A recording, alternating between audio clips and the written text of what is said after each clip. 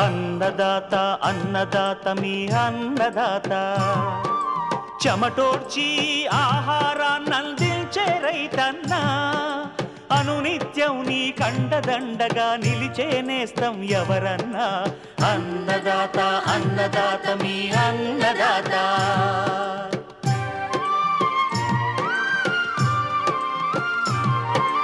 నూతన రీతుల సాగుబడికి నూరింతలు పెరిగే దిగుబడికి సూచనలిచ్చే సస్య రక్షణకు పశు పోషణకి శాస్త్ర విజ్ఞానం అందించి ముందుకు నడిపే తెలుగు రైతు భారతదేశానికి మకుటం అయ్యేలా తీర్చిదిద్దే ఆశయంతో మిమ్ము మేలు కొలిపేది అన్నదాత అన్నదాత అన్నదాత మీ అన్నదాత అన్నదాత అన్నదాత మీ అన్నదాత.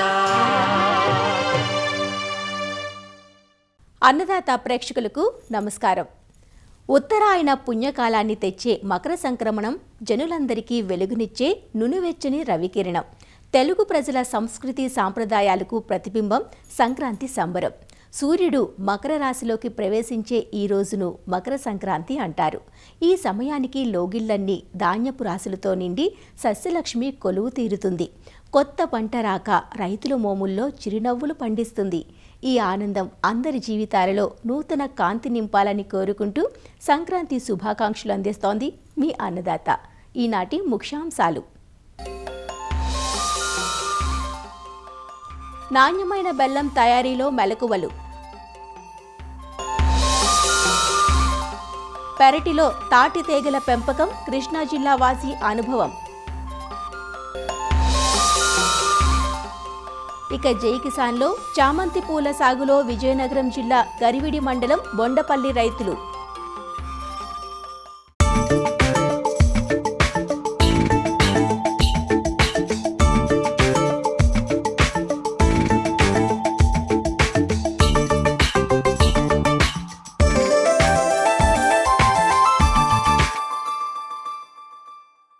పెద్ద పండుగ అంటే చాలు తీపి తప్పనిసరిగా ఉండాల్సిందే. అందున సంక్రాంతికి బెల్లంతో చేసిన పరమాన్నం, అరిసెలు ప్రతి ఇంట తప్పనిసరిగా ఉంటాయి. తీపిని ప్రసాదించే బెల్లం ఆరోగ్య ప్రదాయిని కాబట్టి పంచదార కంటే బెల్లాన్ని ఇష్టపడుతున్నారు. అందుకే చాలా ప్రాంతాల్లో బెల్లం కోసం చెరుకును పండించుకుంటూ స్వంతంగా మార్కెట్ చేసుకుంటున్నారు రైతులు. అసలు బెల్లం తయారు చేసుకోవాలనుకునే రైతులు రకాల ఎంపిక నుంచే జాగ్రత్తలు తీసుకున్నప్పుడే బెల్లం మరింత నాణ్యంగా ఉంటుంది. మనం తినే బెల్లం నాణ్యమైనదిగా, ఆరోగ్యానికి సురక్షితమైనదిగా ఉండాలంటే సాగుతో పాటుగా బెల్లం తయారీలోనూ సరైన జాగ్రత్తలు తీసుకోవడం ఎంతైనా అవసరం. అంతేకాదు హైడ్రోస్, సున్నం వంటివి సిఫార్సు చేసిన మోతాదులోనే ఉండాల్సి ఉంటుంది. మరి బెల్లం నాణ్యత కోసం తయారీలో ఎలాంటి జాగ్రత్తలు తీసుకోవాలో ఆచార్య ఎన్జీ రంగా వ్యవసాయ విశ్వవిద్యాలయం, శ్రీకాకుళం జిల్లా నైరా వ్యవసాయ కళాశాల అధ్యాపకులు డాక్టర్ చిన్నం నాయుడు ద్వారా తెలుసుకుందాం. చాలామంది రైతులు చెరుకు పంట వేసిన తర్వాత షుగర్ ఫ్యాక్టరీకి పంపించే వాళ్ళు పంపిస్తున్నారు. కొంతమంది రైతులు బెల్లం తయారీ కూడా చేస్తున్నారు. ఈ బెల్లం తయారు చేసే రైతులు కూడా కొన్ని యాజమాన్య పద్ధతులు తప్పనిసరిగా పాటించాల్సిన అవసరం ఉంటుంది.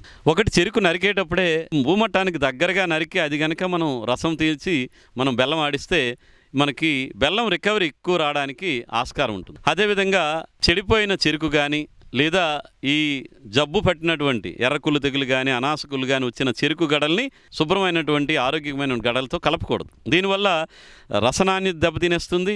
అదేవిధంగా బెల్లం క్వాలిటీ కూడా దెబ్బతినే అవకాశం ఉంటుంది. కాబట్టి రైతులు ఆరోగ్యకరమైన గడలతో కలపకుండా రసం తీయాల్సినటువంటి అవసరం ఉంటుంది. అదేవిధంగా రసం తీసేటప్పుడు చాలా వరకు కూడా నిలువు క్రషర్లు ఎక్కువగా కనిపిస్తున్నాయి. అలా కాకుండా మనం అడ్డ క్రషర్లు వాడడం అనేది అలవాటు చేసుకోవాలి. అదేవిధంగా రసం తీసిన తర్వాత కూడా ఫిల్టర్స్ వాడి మనం రసం వస్తున్నప్పుడే ఎలాంటి మలినాలు లేకుండా కూడా చూసుకోవాలి. చెరుకు పిప్పు కానీ ఇతర వ్యర్థ పదార్థాలు అవి లేకుండా ముందుగానే జాలీలు వాడి రసాన్ని శుభ్రంగా సేకరించుకోవడం అనేది చేయాలి. రసం తీసిన తర్వాత వీలైనంత త్వరగానే పాకం పెట్టుకోవడం అనేది తప్పనిసరిగా చేసుకుంటేనే మంచి రసనాణ్యత వస్తుంది. అదేవిధంగా ఈ బెల్లం తయారీకి వాడే పెనాలను కూడా రైతులు దృష్టిలో పెట్టుకోవాలి. వీలైనంత వరకు అల్యూమినియం ప్యాన్స్ వాడితే శుభ్రంగా ఉంటుంది. నాణ్యమైనటువంటి బెల్లాన్ని తయారు చేయవచ్చు. దీనికి కూడా చూసుకుంటే అడుగు మందం 18 మిల్లీమీటర్ల మందం ఉండేటట్టు చూసుకోవడం. అదేవిధంగా అంచులు 16 మిల్లీమీటర్ల మందం ఉండేటట్టు అల్యూమినియం రేకులను సేకరించుకోవాలి. అదేవిధంగా లోతు చూస్తే 45 సెంటీమీటర్లు ఉండే విధంగా పెనాలను తయారు చేసుకోవాలి. అదేవిధంగా రస నాణ్యతను మరిగించడానికి ముందుగానే టెస్ట్ చేసుకోవాలి. ఈ ఉదజన చూసిక 5.8 వరకు ఉండే విధంగా చూసుకుంటే కనుక మంచి బెల్లం తయారవుతుంది. దీనికోసం మనం ఏంటంటే ఆమ్ల గుణం కలిగి ఉందంటే మనం కనుక మరిగించేటప్పుడు సున్నం కలుపుకుంటే ఉదజన చూసుక కొంచెం పెరిగి నాణ్యమైనటువంటి బెల్లం తయారయ్యేటువంటి అవకాశం ఉంటుంది. ఇకపోతే క్వాలిటీ రావడానికి మనకి చాలామంది ఏంటంటే రైతులు ఎక్కువగా హైడ్రోస్ వాడేస్తున్నారు. హైడ్రోస్ వాడడం ఎట్టి పరిస్థితులు కూడా మంచిది కాదు. ఎక్కువ కనుక హైడ్రోస్ వాడారంటే బెల్లం నాణ్యత దెబ్బతింటుంది, రుచి కూడా ఉప్పగా ఉంటుంది, ఎక్కువ కాలం పాటు నిల్వ ఉండకుండా పాడైపోతుంది, మానవ ఆరోగ్యం కూడా దెబ్బతింటుంది. కాబట్టి మనం ఒక పెనం నుంచి తీసిన రసం 400 నుంచి 600 లీటర్ల చెరుకు రసానికి మనం 100 గ్రాముల వరకు కనుక హైడ్రాస్ కలిపితే మనకి బెల్లంలో 7 నుంచి 8 మిల్లీగ్రాముల వరకు కూడా సల్ఫర్ ఉంటుంది. కాబట్టి అది మనకి సేఫ్టీ లెవెల్ అంటాం. అదేవిధంగా రస నాణ్యతను పెంచడానికి మొక్కల ఆధారిత రసాలు అంటే బెండగుజ్జు రసం కానీ, కలబంద రసం కానీ, లేదంటే మునగ రసం కానీ, అలాగే నిమ్మరసం కానీ, ఏదైనా ఇవి ఒక మిల్లీ లీటర్ తాలూకా రసం 1 లీటరు చెరుకు రసాన్ని కనుక కలిపితే ఇందులో ఆరోగ్యపరంగా మెడిసినల్ వాల్యూస్ పెరగడందే కాకుండా మంచి నాణ్యమైన బెల్లం తయారడానికి కూడా ఇవన్నీ ఉపయోగపడతాయి. కాబట్టి అలాంటి విషయాలను కూడా గ్రహించుకొని చేయాల్సి ఉంటుంది. అదేవిధంగా ఒకసారి ఈ పెనంలో పోసిన తర్వాత సమానంగా మంట వచ్చే విధంగా మనం చేసుకొని 118 డిగ్రీల వరకు సెంటీగ్రేడ్ వరకు మనం గనక వేడిని కలిగించగలిగితే సుమారు మనకు ఒక గంటన్నర సమయం పడుతుంది. చివరిలో మనకి చంద్రికల సహాయంతో మనం అవి తిప్పుతూ ఉంటే బెల్లం ఎప్పుడు కూడా ఒకేసారి గడ్డ కట్టకుండా స్మూత్గా తయారవుతూ స్లోగా చల్లారుతూ మనకి బెల్లం గడ్డ కడుతుంది. ఆ గడ్డ కట్టేటప్పుడే మనకు కావలసిన పరిమాణాల్లో మనకి ఎక్కువ బెల్లం నుంచి ఎక్కువ ఆదాయం రావాలంటే మరీ పెద్ద బ్లాక్స్ కాకుండా మార్కెట్ అవసరానికి అనుగుణంగా 1/2 కేజీ, 1/2 కిలో, 1 కిలో, 2 కిలో ఈ విధంగా మీరు ఫ్రేములను ముందుగానే అల్యూమినియం షీట్లతో ఫ్రేములు తయారు చేసుకొని బెల్లం ఆరుతున్నప్పుడే గడ్డ కడుతున్నప్పుడే ఈ ఫ్రేముల్లో గనక వేసుకొని ఆ విధంగా గనక చిన్న చిన్న బ్లాకుల రూపంలో గనక చేయగలిగితే మనకి నికరాదాయం కూడా ఇంకొక 20% వరకు కూడా పెరిగేటువంటి ఆస్కారం ఉంది. ఇలాగ ఈ విధమైనటువంటి జాగ్రత్తలు గనక పాటిస్తే మనం నాణ్యమైన బెల్లం తయారు చేసుకొని మంచి నికరాదాయం బెల్లం రైతులు పొందేటువంటి అవకాశం ఉంటుంది.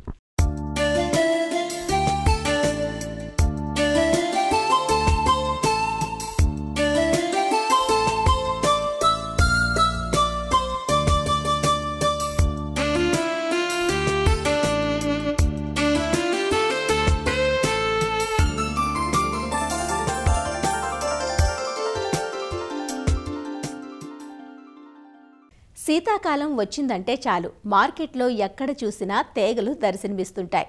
అయితే తేగలు ఎక్కడి నుంచి వస్తాయో ఎక్కువ మందికి తెలియదనే చెప్పాలి. వీటిని ఇష్టపడిన వారు ఉండరంటే అతిశయోక్తి కాదు. సాధారణంగా మార్కెట్లో లభించే కాల్చిన తేగలు ఇష్టపడుతూ ఉంటారు. తేగలు తినండి, బరువు తగ్గండి అంటూ ఈ మధ్య ఆరోగ్య నిపుణులు సూచిస్తుండడంతో వీటికి అమితమైన ఆదరణ లభిస్తోంది.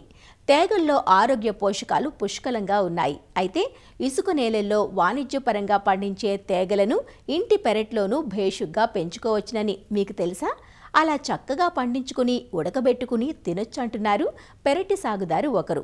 ఉన్న కొద్దిపాటి స్థలంలోనే కూరగాయలు, ఆకుకూరలు తనదైన నైపుణ్యంతో అందంగా పెంచడమే కాదు, తోటి వారికి పంచుతూ బంధాలను పెంచుకుంటున్నారు ఆయన.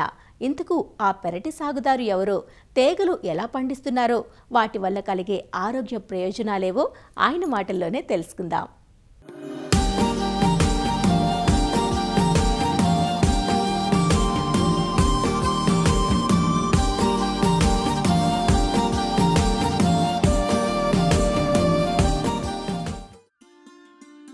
తాటికాయల నుంచి వచ్చిన వేరునే తేగ అంటారు. పండిన తాటికాయల నుండి టెంకను వేరు చేసి భూమిలో పాతిపెడతారు. కొంతకాలం తర్వాత వీటి నుండి మొలకలు వచ్చి కాండం ఏర్పడుతుంది. 4 నెలల తర్వాత ఈ కాండపు మొలకలను టెంకల నుంచి వేరు చేస్తారు. వీటినే తేగలు అంటారు. వీటిని ఉడికించి కానీ కుండలో పెట్టి కాల్చి కానీ తింటారు. వీటిలో అధిక శాతం పీచు పదార్థం ఉండటం వల్ల జీర్ణక్రియ మెరుగుపడుతుందని ఆరోగ్య నిపుణులు చెబుతారు. తేగలు తింటే బరువు తగ్గడంతో పాటు తొలిదశలోని క్యాన్సర్ను దూరం చేసుకోవచ్చు. ఇందులో కాల్షియం, ఫాస్ఫరస్, ఒమేగా 3 కొవ్వు ఆమ్లాలు పుష్కలంగా ఉన్నాయి.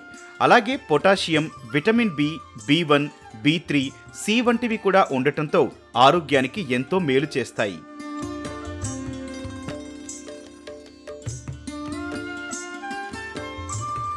ఇక్కడ చూడండి, 5 అడుగుల పొడవు 3.5 అడుగుల వెడల్పుతో ఇంటి ఆవరణలోనే తయారైన తీగలను చెక్కచెక్క తీగలు జరుపుతున్న ఈయన పొట్లూరి సాంబశివరావు. కృష్ణా జిల్లా గూడవల్లి గ్రామంలో మొత్తం 200 గజాల స్థలంలో 100 గజాల్లో ఇంటిని కట్టుకొని 50 గజాలు ఆవరణగా వదిలి మిగిలిన 50 గజాల స్థలంలో ఏ సీజన్లో ఏ కూరగాయలు పెంచాలో అవి పెంచుతూ తన ఇంటిని నందనవనంగా మార్చుకున్నారు.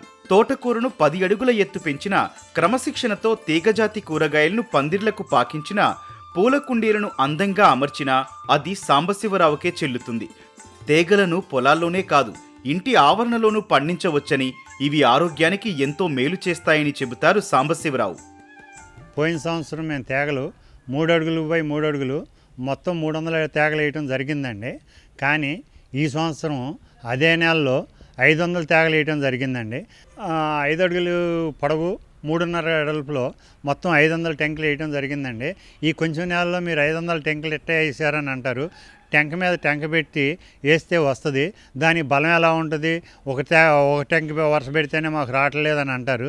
కానీ మాది నేల బలంగా ఉండటము, అది కాకుండా ఇంతకుముందు వేసిన నేల తవ్వి ఉండటం మూలాన తేగ తొచ్చుకుపోవడానికి వీలుగా ఉందండి. దానివలన మేము బుర్ర మీద బుర్ర వేసినా కానీ దాన్ని ఏరు బాగా లోపల చొచ్చుకుపోయి బలంగా ఊరటం జరిగిందండి. వేసిన నేల కనుక మనం పెంటపోగేసి ఎరువేసి చేసింది అయితే చాలా బాగా వస్తుందండి. ఎందుకంటే బలమైన తేగలు ఎక్కడ ఉంటాయండి, మీరు చూస్తున్నారు, ఇదిగో చూడండి ఎంత బలంగా వచ్చిందో. అదే తాటి చాప, తాటి గుజ్జు అది తయారు చేయాలంటే కొంచెం జాగ్రత్తగా ఏరుకోవటం ఉంటుందండి. దీనికి ఏం అవసరం లేదండి. మీకు చెట్టు కింద రాలిపోయిన పండు తాటికాయ ఒకటి దొరికితే చాలు, ఎలాంటిదైనా తీసుకొచ్చేసి ఇలా వేసేస్తే సమతలమైన ప్రదేశం చక్కగా సరిపోతుందండి. పెరట్ అనేటప్పటికి మనకి ఏదో ఒకటి బలం ఇంట్లో ఊడ్చిన తుక్కు దిల్వం ఉంటుందండి. నాకేంటంటే పెంటపోగ అనేది ఉంది కాబట్టి ఆ పెంటపోగ ఎరువు తీసుకొచ్చి ఇక్కడ వేయటం జరుగుతుందండి. పెంటపోగ వేస్తే ఏమవుతుందంటే నేల గుల్లబారి తేలిగ్గా వస్తుందండి. సహజంగా నల్లాల్లో తేగలు తీయాలంటే చాలా కష్టం అండి, ఇసుక నేలలో వేయాలంటారు. కానీ నాకేం కష్టం లేదండి, మీరు చూస్తున్నారు ఇదంతాను ఊరికి ఇట్లా పీకెత్తే వస్తాయండి.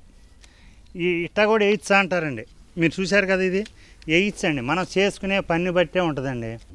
బయట అండి ఏమవుతుందంటే సరిగ్గా కాల్చలేదండి. ఆ సరిగ్గా కాల్చడం మూలాన ఊరికే మనం వెళ్ళంగానే ఆ సెగ చూపిస్తున్నారు, అది మాడిపోతుంది, తినడానికి వీలుగాక దాని మీద విరక్తి పడుతుందండి. తేగలు అయితే దొరుకుతున్నాయి కానీ కాల్చే విధానం కుదరక చాలామంది ఊరుకుంటున్నారు. అలా కాకుండా మనం తేగలను శుభ్రంగా ఈశ్వర కట్ చేసుకుని పైన తోలు తీసేసి దాన్ని శుభ్రంగా కడిగి 3 ముక్కలు కానీ 4 ముక్కలు కానీ చేసి మన కుక్కర్లో ముందు నీళ్లు పోయాలండి. ఆ కుక్కర్లో నీళ్లు పోసిన తర్వాత ఏరే గిన్నె తీసుకుని దాంట్లో ఈ ముక్కలు వేయటం జరుగుతుంది. ఈ ముక్కలు వేసిన తర్వాత దాంట్లో నీళ్లు పోయాలండి. కొంచెం నీళ్లు ఎక్కువ పోస్తేనండి ఎక్కువ విజిల్స్ వచ్చినా మాడకుండా ఉంటాయి. కనీసం దగ్గర 10 విజిల్స్ వరకు రావాలండి. మీకు ఆ 10 విజిల్స్ వచ్చేటప్పుడు వాసన కూడా మీకే తెలుస్తుందండి. ఆ తెలిసిన తర్వాత మనం తీయాలండి. తీసినమంటే కుక్కర్ని కొంచెం ఆరబెడితే లోపల మగ్గిద్దండి. 1 గంట ఉన్న తర్వాతే మూత తీసి చూసుకోవటం జరుగుతుందండి. అప్పుడు అది తింటే చాలా అద్భుతంగా ఉంటుందండి. మీరు 4 తేగలైనా 5 తేగలైనా మన పెరట్లో ఇప్పుడు నేను 500 వేసానండి. రోజు 10 తేగలు దోముకుని నేను కుక్కర్లో పెట్టుకుని వచ్చినాళ్ళకి కానీ మాకు కానీ తీసుకోవడానికి వీలవుతుంది. అదే మీకు కుండ అనుకోండి, 100 తేగలు వేయిస్తేనే కుండ అవుతుందండి. అది కష్టం అవుతుంది కాబట్టి ఇలా చేయటం అనేది నా ఉద్దేశం. మీరు ఎందుకు కూడా పెడతారో దీనివల్ల లాభం ఏంటి అని అడగచ్చండి. నాకు తెలిసినంతవరకు అండి మనం కాల్చినప్పుడు ఒక్కొక్కసారి సెగ ఎక్కువైనప్పుడు మాడిపోతాయి, సెగ తక్కువైనాయి అనుకోండి మళ్ళీ అది కాలకుండా ఉంటాయండి.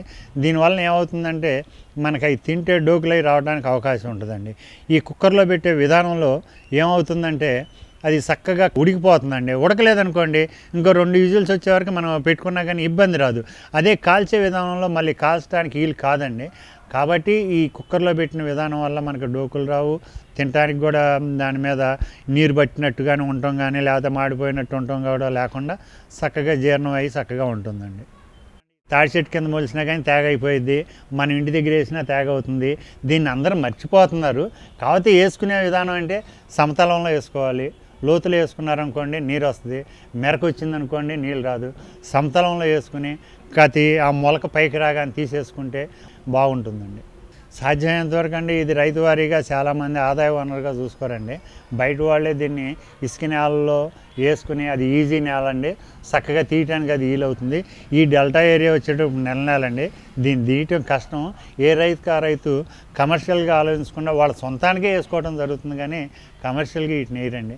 ఆ వేసుకునే విధానం గోదావరి జిల్లాలో ఎక్కువగా, అట్లాగే బందర్ ఏరియా ఇసుక నేలలోనూ వీటిని వేస్తారండి. వాళ్ళ విధానం వేరు, వాళ్ళకి ఇలాలే ఇంత చేస్తే కానీ ఆదాయ వనరుగా ఉండదండి. వాళ్ళు చేసే విధానమే వేరుగా ఉండదండి. నేను చెప్పింది మన రైతువారి విధానం అండి. తీగలను భూమి నుంచి వేరు చేసిన తర్వాత వాటిని శుభ్రపరిచి మట్టి కుండలో పెట్టి గాలి చొరబడకుండా మూతిని మట్టితో కప్పుతారు. ఆ కుండను బోర్లించి చుట్టూ వరిగడ్డిని పేర్చి సుమారు అరగంట సేపు మంట పెడతారు. వేడి చల్లారిన తర్వాత కుండ నుంచి తీగలను వేరు చేసి తినొచ్చు. మరొక పద్ధతి ఉడకబెట్టి తినే విధానం. టెంకల నుంచి పచ్చి తీగలను వేరు చేసిన తర్వాత వాటిపైన ఉన్న పెచ్చు తీసి 2 నుంచి 3 ముక్కలుగా కోసి కుక్కర్లో ఉడకబెడతారు. వేడి చల్లారిన తర్వాత వీటిని తినొచ్చు. సాంబశివరావు ఎటువంటి రసాయనాలు వాడకుండా కాలానుగుణంగా కూరగాయలు పండిస్తారని, అవి ఎంతో రుచికరంగా ఆరోగ్యంగానూ ఉంటాయని చెబుతారు గ్రామస్తులు. పొట్లూరు సాంబశివరావు గారి ఆవరణలో ఇంటి దగ్గర కొద్ది స్థలములో తీగలు వేయటము, 500 తీగల వరకు బాగా ఆయన ప్రసిద్ధి. కాస్త స్థలంలోనే బాగా పండించడం, కానీ వీటిలో బాగా మెలకుగా ఉండటం, కాస్త స్థలంలో అన్ని కూరగాయలు మొత్తం అన్నీ పండియటం బాగా చేస్తూ ఉంటారు. తీగలు కూడా అదేవిధంగా ఎప్పుడు ఒక వరుస మీద ఒక వరుస 2 వరుసలు వేసి బాగా ఆయన బాగా ఊరే విధంగా చేసి పండిస్తున్నారు. బయట వాటికి వీటికి తేడా అంటే బాగా ఈ ఊరటం కానీ రుచిగానే ఉంటాయండి. మనం చక్కగా పండించడం ఆర్గానిక్ పంటలాగా రుచిగా ఉంటాం, మనకు కూడా బాగుంటుంది. ఈ ఎప్పుడెప్పుడు తీస్తాడా ఆయన, తలొక్కసిన ఎప్పుడు ఇస్తారని అందరూ ఎదురు చూస్తూ ఉంటాము. ఈ తీగ రానియండి బుర్ర గుజ్జు వస్తుంది, దీంట్లో పగలగొడితే మనం ఈ గుజ్జు అనేది తింటే మంచి రుచిగా ఉంటుంది, కొబ్బరిలాగా బాగుంటుంది. ఇది ఎక్కువగా చాలామంది పగలగొట్టుకుని తింటారు. ముంజి అనేది మంచి రుచిగా ఉంటుంది. పల్లెటూళ్ళలో బాగా వీటిని లైక్ చేస్తూ ఉంటారు. ఇది జనాలు మర్చిపోకోకుండా ఈ తీగలు అనేవి, ఈ ముంజి అనేది ఇవన్నీ తినాలి, చేయాలి. అందరూ ఇప్పుడు కాలంలో తెలియట్లేదు. ఇంతవరకు జనరేషన్ వాళ్ళకి తెలుసుగా మటుకు ఇవన్నీ చేసి చూపిస్తున్నారు. బయట తేగలకి ఈ తేగలకి రుచి వేరుగా ఉంటుంది. బయట కాల్చటం అంటే ఎక్కువ కాలవచ్చు, తక్కువ కాలవచ్చు, తీగ తయారవ్వచ్చు, అది నీరుగా ఉంటుంది. కాల్చింది కుదరక 2 రోజులకే స్మెల్ వచ్చేస్తాయి బాగు. అంటే ఇప్పుడు కాల్చే విధాయకం ఎవరికి తెలియదు, కాల్చే కుదరటము అది కూడా తెలియదు. కాబట్టి ఈ కుక్కర్లో ఉడకబెట్టుకుంటాం మనకు తెలిసిన విధాయకం. ఇక దాన్ని ఉపయోగించుకుని 4 రోజులు ఉండాలన్నా బయట తీగల మీద ఇవి ఎక్కువ రుచిగా ఉంటాయి. కండ ఉంటుంది, ఉడకబెట్టుకుంటాం కాబట్టి బయట తీగల మీద ఇటు అరగలేదు లేకపోతే బాగోలేదు అన్న ఆరోగ్యం తేడా రాకుండా ఉంటుంది. ఇవి మా పెరట్లో పాతిపెట్టిన తేగలండి. ఇవి బురద శుభ్రంగా చేసేసి అటుపక్క ఇటుపక్క కట్ చేసి 4 ముక్కలు చేసి కుక్కర్లో పెట్టి ఉడకపెట్టుకోవాలండి. దీన్ని 10 విజిల్స్ వచ్చే వరకు ఉడకపెట్టాలండి. ఇవి ఆర్గానిక్గా పండించిన తేగలండి. వీటికి ఆరోగ్యం ఎక్కువ ఉండదు. అవంటే మందులో వేస్తారు కాబట్టి మనకు అంత ఆరోగ్యకరంగా ఉండవు. ఇవి మేము ఎక్కువగా కేర్ తీసుకుంటామండి. దీనికి నీళ్లు పోయడం దగ్గర నుంచి అవి ఎలా పెంచాలి ఏంటి అనేది ప్రతిరోజు చూసుకుంటూ ఉంటాము. అందుకని జాగ్రత్తలు తీసుకుంటాం కాబట్టి ఈ సైజు వరకు వచ్చింది. తేగలు తెలుగువారి సొత్తు. బలకరమైనటువంటి పిండి పదార్థాలతో కూడుకున్నటువంటి గొప్ప ఆహార ద్రవ్యం తేగలు.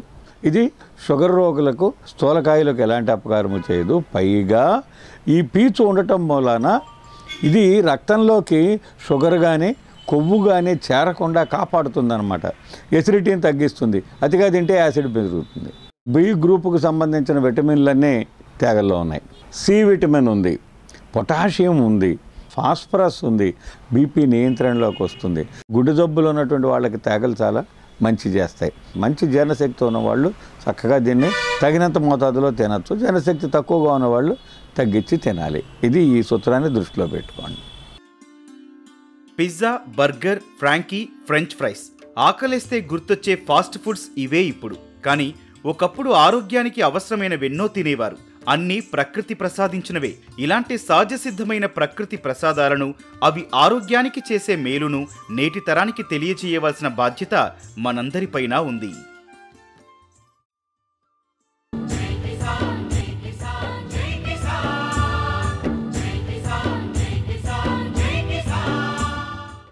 సాగంతా చిన్న కమతాల్లోనే, రైతులంతా 20-30 సెంట్లు ఉన్నవారే. అయితేనేం వీరుల సాగుతో అందరి దృష్టిని ఆకర్షిస్తున్నారు విజయనగరం జిల్లా గరివిడి మండలం బొండపల్లి గ్రామ రైతులు. గతంలో విస్తారంగా కూరగాయలు పండించే ఇక్కడి రైతులు వరుస నష్టాలతో పూల సాగుకు మళ్లారు. విభిన్న పూలను మార్కెట్ చేస్తూ ఆదాయాన్ని ఆర్జిస్తున్నారు. ప్రస్తుత సీజన్లో ఊరంతా చామంతులు వేసి సిరిలు పోయిస్తున్నారు.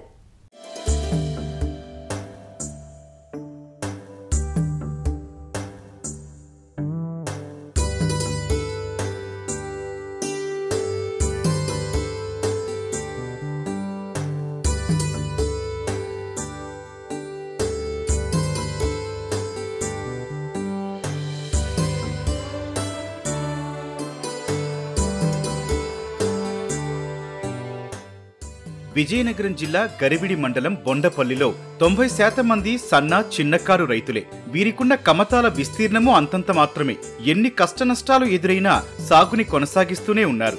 గత కొన్నేళ్ల వరకు కూరగాయలే ప్రధాన పంటగా చేపట్టిన ఈ గ్రామ రైతులు వరుస నష్టాలతో కూరగాయలకు ప్రత్యామ్నాయంగా పూల సాగుకు మళ్లారు. ఆయా కాలాలు గిరాకీకి తగ్గట్లు వివిధ రకాల పూల సాగు చేస్తూ జీవనోపాధి పొందుతున్నారు. ప్రస్తుతం 60 మంది రైతులు రకరకాల చామంతుల సాగు చేపట్టారు. మేము ఇప్పుడు ఈ 25 సెంట్లో ఈ చామంతి తోట అనేది వేసామండి.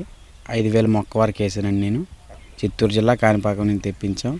ట్రావెలింగ్తో ఇక్కడికి వచ్చేటప్పటికి 5 రూపాయల దాకా పడే అవకాశం ఉంది. ట్రావెలింగ్ నుంచి ఇక్కడికి వచ్చే వరకు మొక్కలు వేయడానికి ముందుగా పొలం కట్టడానికి, దుక్కులు దున్నించడానికి, ఎరువులు వేయడానికి మనకి ఇంచుమించుగా 15,000 ఆ రేంజ్ వరకు అవ్వచ్చండి. దీనికి ఫస్ట్ మొక్కలు వేసిన 15 రోజులకి ఫస్ట్ గొప్ప తవ్వించి వారం రోజులకి మందు స్ప్రే చేయడం అనేది జరుగుతుందండి. కూరగాయల కన్నా మనం పువ్వుల మొక్కలు ఇక్కడ వేయడానికి కారణం ఏంటంటే దానికన్నా ఇది కొంచెం లాభసాయకంగా ఉంది కాబట్టి, మార్కెటింగ్లో దీనికి కొంచెం విలువ ఉంది కాబట్టి ఇది వేసామండి.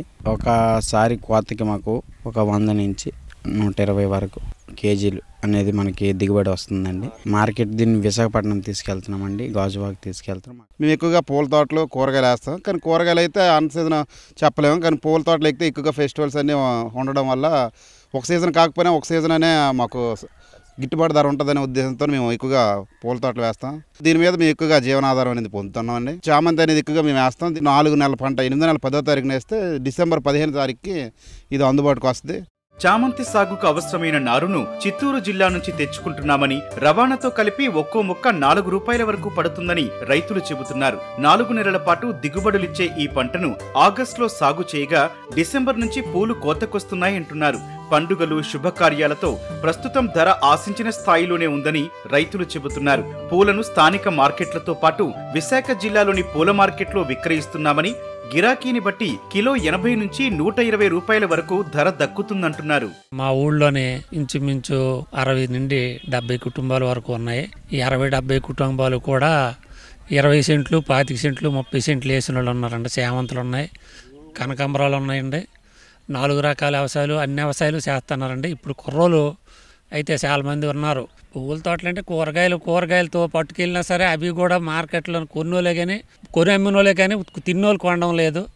వాళ్ళకు రూపాయికి కొంటున్నారు, 5 రూపాయలకి వాళ్ళకి అమ్ముతున్నారు.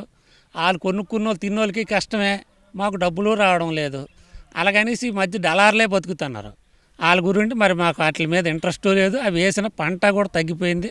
అందుకోసం కూరగాయలు తగ్గించుకొని ఈ పువ్వుల వ్యవసాయం చేసుకుంటాను. మనిషికి 100 కేజీలు 120 కేజీలు తెగితే వీటికి మాకు మందులు కొట్టడానికే మాకు కొద్దిగా బాధగా ఉంది. ఈ ఏడాది కొద్దిగా బాగుంది. నిరుడు మూనడు మీద ఈ ఏడాది సేవంతులు బాగున్నాయి. ఇక్కడ అందరమే సన్నకారు రైతులు, చిన్న రైతులు. మేము 50 సెంట్లు 40 సెంట్లు 30 సెంట్లు మేము. అలాగే మా జిల్లా మొత్తం మీద మాకు పువ్వుల పంట మాకు ఎక్కువ సార్. కనకాంబరాల తోట, చామంతి, బంతి వేస్తాం సార్. మేము ఈ బంతి చామంతి అనేది చిత్తూరు జిల్లా నుంచి మేము తెప్పిస్తున్నాము. చేసుకుంటే మాకు ఈ పంట మాకు కొద్దిగా అనుకూలంగా ఉంది. దాని మీద ఏమైనా సబ్సిడీగా ఎరువులు కానీ డిప్పులు కానీ ఏవైనా మాకు ఇస్తే ఇంకా మాకు కొద్దిగా బాగుంటుంది. బొండపల్లి గ్రామంలో చిన్న కమతాలు పెట్టుకునే వ్యవసాయదారులు చాలామంది ఉన్నారు. 170% చిన్న కమతాలే ఉన్నారు. కాబట్టి చిన్న రైతులకి ఈ గవర్నమెంట్ తరపున మినీ ట్రాక్టర్లు ఇప్పిస్తే వీళ్ళందరికీ కూడా చాలా హ్యాపీగా ఫీల్ అవుతారు. ఎందుకంటే పెద్ద ట్రాక్టర్లతో వెళ్ళడానికి చిన్న కమతాల వాళ్ళకి వ్యవసాయాలు అంటే ఇబ్బందులు అవుతున్నాయి. ఈ మినీ ట్రాక్టర్లు కానీ ఇప్పిస్తే రైతులందరికీ చాలా హ్యాపీగా ఫీల్ అవుతారు. వాళ్ళకి ఉపయోగం కూడా అవుతుంది. గవర్నమెంట్ వాళ్ళ సబ్సిడీ మీద ఊరికి ఒక ట్రాక్టర్ ఇస్తుంది పెద్దది. అది కాదు. అంత పెద్ద డబ్బు ఉన్నవాడు దాన్ని తీసుకుంటున్నాడు. కాబట్టి చిన్న రైతులకు ఉపయోగపడాలంటే ఈ మినీ ట్రాక్టర్లు కానీ సబ్సిడీ మీదైనా ఫ్రీగానే ఇప్పిస్తే రైతులకు అందరికీ ఉపయోగపడుతుంది. అలాగే పూల మొక్కలకి సంబంధించినటువంటి నారు వీళ్ళకి దొరకడం కష్టమవుతుంది. నాణ్యమైన నారుని గవర్నమెంట్ తరపున ఎక్కడొక్కడ నర్సరీ పెట్టి హార్టికల్చర్ ద్వారా ఇప్పిస్తే సబ్సిడీ మీద రైతులకు మేలు చేసిన వాళ్ళు అవుతారు. చామంతి సాగులో సరైన సూచనలు సలహాలు సకాలంలో అందకపోవడంతో కొంత ఇబ్బందులు పడాల్సి వస్తోందంటూ రైతులు చెబుతున్నారు. ఉద్యాన శాఖ తరపు నుంచి సహకారం అందితే మరింత ముందడుగు వేసే అవకాశం ఉంటుందని రైతులు ఆశాభావం వ్యక్తం చేస్తున్నారు. మరిన్ని విభిన్న అంశాలతో రేపటి అన్నదాతలో మళ్ళీ కలుసుకుందాం. అంతవరకు సెలవు, నమస్కారం.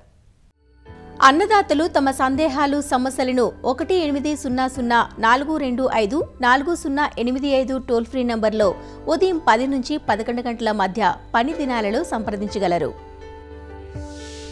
ఈ కార్యక్రమాన్ని యూట్యూబ్లో www.youtube.com/అన్నదాత ఈటీవీ లింక్ ద్వారా వీక్షించవచ్చు. అన్నదాత కథనాలు ఈటీవీ విన్ మొబైల్ యాప్లోనూ వీక్షించండి.